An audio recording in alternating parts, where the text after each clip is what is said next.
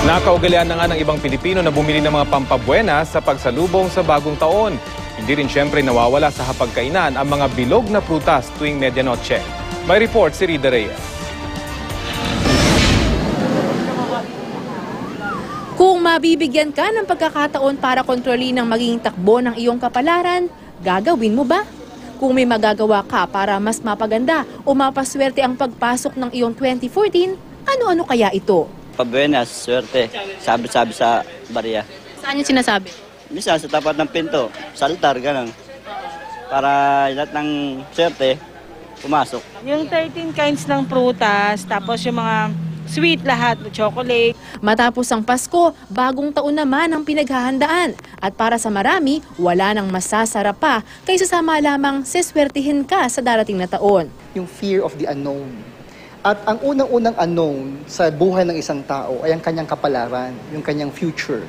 So, tayo, ang ating unang instinct bilang mga individual ay protektahan yung ating future na yon. Ang pananaw tungkol sa konsepto ng swerte o malas nakuha raw ng mga Pilipino sa mga kapitbahay nating bansa sa Asia. Kaya kung Lucky Charms at iba pang pampaswerte ang pag-uusapan, di mauubusan yan dito sa Chinatown sa Binondo. Walang mawawala kung gagamit tayo. And then ang sa akin lang naman, kung makakaganda naman sa negosyo, sa number, saka yung health. There's no harm in trying. Baka swerte, so swerte. Kung hindi, hindi. Pero sabi nga, kailangan talaga sa trabaho talaga. Kailangan work, and prayers. Para sa 2014, swerte raw ang kulay berde at pula. At dahil Year of the Wood Horse, swerte rin ang figurine ng kabayo sa bahay.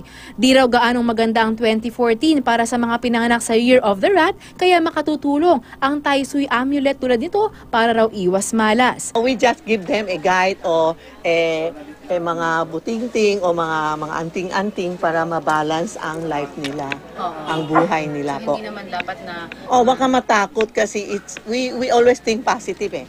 Pag positive thinking, maganda buhay mo. Bukod sa Lucky Charms, may swerte rin daw na matatagpuan sa mga hugis bilog. Kaya ang mga kasuotang polka dots, mabentang-mabenta na sa Divisoria. Di rin nawawala sa hapagkainan ng maraming pamilyang Pilipino tuwing medianoche ang mga bilog na prutas. Sa Mega Q-Mart, normal pa naman daw ang presyo ng mga bilog na prutas. 5 hanggang 10 piso pa rin ang kada piraso ng pongkan. Ang peras, 10 hanggang 20 piso kada piraso. 25 to 30 pesos naman ang kada piraso ng melon. 120 to 140 pesos ang bawat kilo ng longgan.